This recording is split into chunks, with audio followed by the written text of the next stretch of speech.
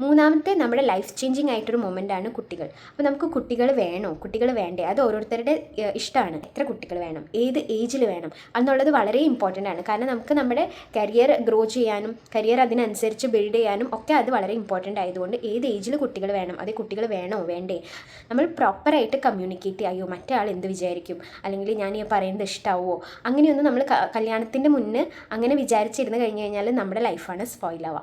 അപ്പോൾ നമ്മൾ maximum communicate ചെയ്യാൻ നോക്കുക. ഭയങ്കര അഗ്രസീവായിട്ടുള്ള പൊളൈറ്റായിട്ട് പറയുന്നത് ഇന്നതാണ് എൻ്റെ ആഗ്രഹങ്ങൾ. ഇത് പെൺകുട്ടികൾക്ക് മാത്രമല്ല ആൺകുട്ടികൾക്കും ഇത് ബാധകമാണ്.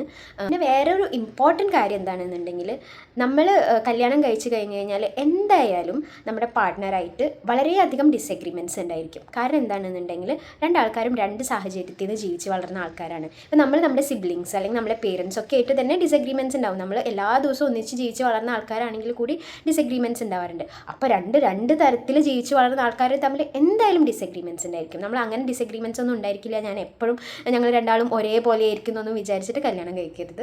എന്തായാലും ഡിസഗ്രിമെൻറ്റ്സ് ഉണ്ടായിരിക്കും. നമ്മളത് എങ്ങനെ ഹാൻഡിൽ ചെയ്യണമെന്ന് എന്നുള്ളതാണ് ഭയങ്കര ഇമ്പോർട്ടൻ്റ് ആയിട്ട്. ഒരു പ്രശ്നം ഉണ്ടായിരുന്നുണ്ടെങ്കിൽ അപ്പം തന്നെ അതിനെ പറ്റിയിട്ട് നമ്മൾ ഭയങ്കരമായിട്ട് സംസാരിക്കാണ്ട് ഒന്നൊരു ബ്രേക്ക് എടുത്ത് മേ ബി നെക്സ്റ്റ് ഡേ അല്ലെങ്കിൽ സെയിം ഡേ തന്നെ ഒരു 1 hour കഴിഞ്ഞിട്ട് അപ്പോഴേക്കും നമുക്ക് കുറച്ചും കൂടി കൂളാവും. നമുക്ക് അങ്ങോട്ടും ഇങ്ങോട്ടും പറയുന്ന കാര്യങ്ങൾ ഇത്തിരി കൂടി മനസ്സിലാവും. നമ്മളൊരു ഹീറ്റഡ് ആർഗ്യുമെൻറ്റ് ഒരിക്കലും സക്സസ്ഫുൾ ആയിരിക്കില്ല. അപ്പോൾ കുറച്ചൊരു സമയം എടുത്തിട്ട് നമ്മളൊന്ന് കാമായതിന് ശേഷം പരസ്പരം അങ്ങോട്ടും ബഹുമാനത്തോട് കൂടിയിട്ട് കാര്യങ്ങൾ സംസാരിച്ച് മനസ്സിലാക്കാൻ ട്രൈ ചെയ്യും. ഏതെങ്കിലും ഒരു കല്യാണം കഴിക്കാൻ പോണ കസിനോ അല്ലെങ്കിൽ ഫ്രണ്ടിനോ അത് യൂസ്ഫുൾ ആവുന്നുണ്ടെങ്കിൽ ഷെയർ ചെയ്ത് കൊടുക്കൂ. പിന്നെ ഞാൻ പറഞ്ഞതുപോലെ തന്നെ ഞാൻ നിങ്ങളുമായിട്ട് ഡിസ്കസ് ചെയ്യാനോ നിങ്ങളുടെ പ്രോബ്ലംസ് കേൾക്കാനോ ഞാൻ റെഡിയാണ്. എൻ്റെ മെയിൽ ID ഞാൻ തരാം. നിങ്ങൾക്ക് അങ്ങനെ എന്തെങ്കിലും പ്രശ്നമുണ്ട്, നിങ്ങൾക്കൊന്ന് ഷെയർ ചെയ്യണം എന്നുണ്ടെന്നുണ്ടെങ്കിൽ എൻ്റെ മെയിൽ IDയിലേക്ക് നിങ്ങൾക്ക് മെസ്സേജ് അയക്കാം. നമുക്ക് വരുന്ന എപ്പിസോഡുകളിൽ അതിനെപ്പറ്റി ഡിസ്കസ് ചെയ്യാം. നിങ്ങൾക്ക് അത് നിങ്ങളുടെ മനസ്സിൽ നിന്ന് മാറിക്കഴിഞ്ഞാൽ ബെറ്ററായിട്ട് ഫീൽ ചെയ്യുന്നുണ്ടെങ്കിൽ തീർച്ചയായും എനിക്ക് മെയിൽ അയക്കും. Thank you.